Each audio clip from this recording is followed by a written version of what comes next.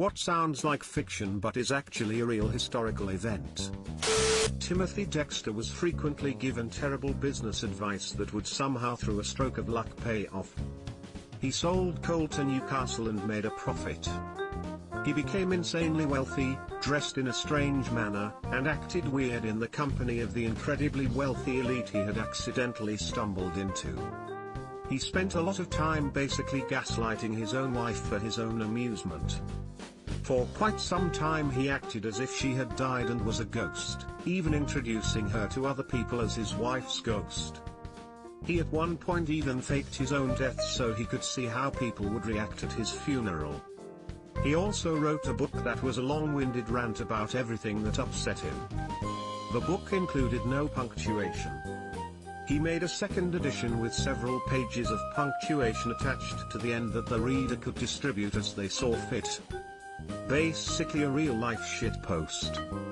I think this is my favorite. That the reader could distribute as they saw fit. Or as he actually spelled it, pepper and salt it as they please. Jean de Clisson, 1300 to 1359, was married to a French nobleman who was beheaded for treason by the French king. Enraged, she sold their estate and purchased 3 black warships with red sails, and became a pirate queen of the English Channel who targeted French ships.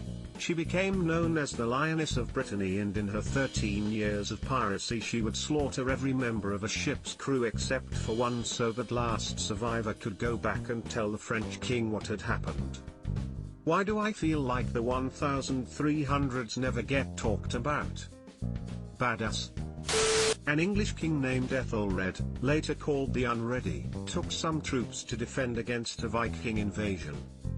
The weather was bad, so a lot of the Vikings' ships crashed as they were landing. Ethelred thought that it would be dishonorable to attack them as they were stumbling onto shore, so he kept his troops back until the Vikings had a chance to get together and form proper battle lines before he attacked them. The better prepared Vikings then won the fight and slaughtered a bunch of Ethelred's men, and he and the rest were forced to run away while the Vikings went around pillaging. Also, his sobriquet does not mean unready in the modern sense, as in unprepared, but rather ill-advised. Ethelred, the name meaning well-advised. A hilarious pun. He was called Ethel the Unready for a good reason. He was probably one of the most incompetent Saxon kings of all time. His sons were badass though. A Russian Tsar had a bomb thrown at him, avoided it, and thought it was a good idea to stay there to look at the damage. Enter second guy with bomb. Assuming you mean Alexander III, Lenin himself watched the execution of his brother in a slightly earlier assassination attempt. There was such a naive innocence in Europe before the First World War. During World War I, the German Navy built a ship and painted it to make it look like a British ship called the RMS Carmania in order to infiltrate and destroy British convoys. On the ship's first outing, the first enemy it encountered was the real RMS Carmania, which promptly sunk it. Spider-Man meme. Question: are we sure it was actually the real Carmania that won? The battle for Castle Itter near the end of World War II saw US soldiers, French POWs, and the German army fighting on the same side to hold the castle against an SS tank division. To make it even weirder, the French prisoners included several prime ministers and a tennis star. A tennis star, 2 prime ministers, 2 French generals, a former SS officer and Charles de Gaulle's sister. Someone get Tarantino on the phone, he needs to work on this.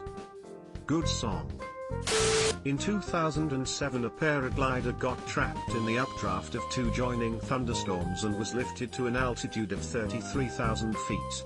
She landed over 3 hours later about 60 kilometers north of her starting position, having survived extreme cold, lightning and lack of oxygen. That sounds scary. Imagine spending 3 hours in the sky and not being able to get back down. 33,000 feet is how high commercial planes fly. Louis XIX was king of France for 20 minutes. The shortest war ever recorded was around 40 minutes long. During the Salem witch trials, dogs were also accused of witchcraft. 2 dogs were executed because of it. Was the 40 Minutes War between the British and natives of the island of Zanzibar? How do you plead to the charges, hellhound? So funny that we now classically associate cats with witches. Subscribe for more hot Reddit takes in your inbox, guaranteed.